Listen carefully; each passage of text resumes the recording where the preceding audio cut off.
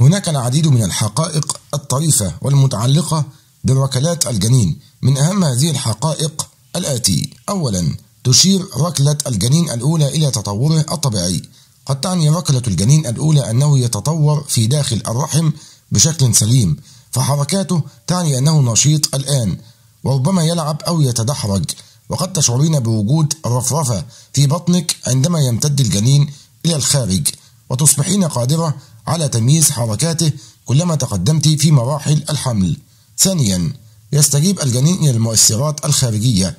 قد تحدث ركلة الجنين ردا على بعض التغيرات في البيئة المحيطة به، أو المحفزات الخارجية مثل الطعام الذي تأكليه أو الضوضاء المختلفة التي تتعرضين لها. أهمها الاستجابة للأصوات خلال الأسبوع 40، فيبدأ الجنين في سماع أصوات منخفضة الصوت، ثم يتدحرج إلى الأصوات الأكثر علوا. هذه التحركات تشير إلى نموه الطبيعي. إن الاستجابة للأطعمة، وهو الطعام الذي تأكليه أثناء الحمل، يتعرف الجنين على النكهات المختلفة من خلال السائل الأمنيوسي المحيط به. هذه النكهات قد تجعل الجنين يتحرك في حال أعجبه الطعم أم لم يعجبه. ثالثا، تزداد ركلة الجنين عند استلقاء الأم على الجانب، فقد تلاحظين الفرق في نشاط حركة الجنين عندما تستلقي على جانبك عن أثناء الاستلقاء على ظهرك، ويرجع ذلك إلى ازدياد إمدادات الدم إلى الجنين الذي يحسن حركته. رابعا، الشعور بركلة الجنين بعد بداية 9 أسابيع. إن الشعور بالرفرفة في البطن خلال المراحل المبكرة من الحمل هو مؤشر لحركة الجنين، فتبدأ ركلاته في الأسبوع 7 حتى 9 من الحمل، لكن لا تستطيع الأم الشعور بها إلا بعد الأسبوع 24، ويمكنها الكشف عن الركلات المبكرة أثناء الفحص بالموجات فوق الصوتية.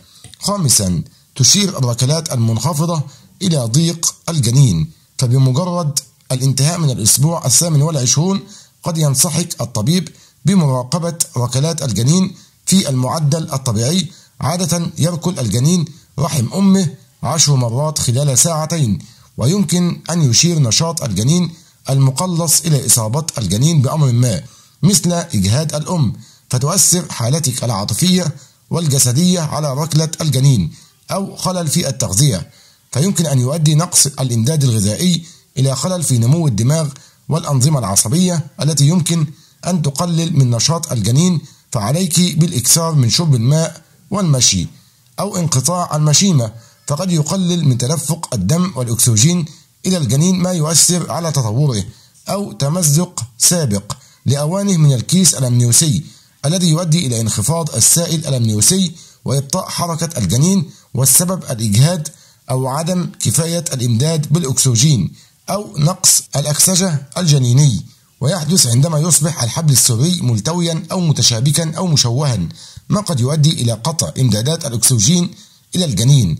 ويمكن أن يساعد فحص الموجات فوق الصوتية أو اختبار عدم الإجهاد في تحديد نبضات قلب الجنين والسبب انخفاض حركات الجنين. سادسا، انخفاض ركلة الجنين في أواخر الحمل.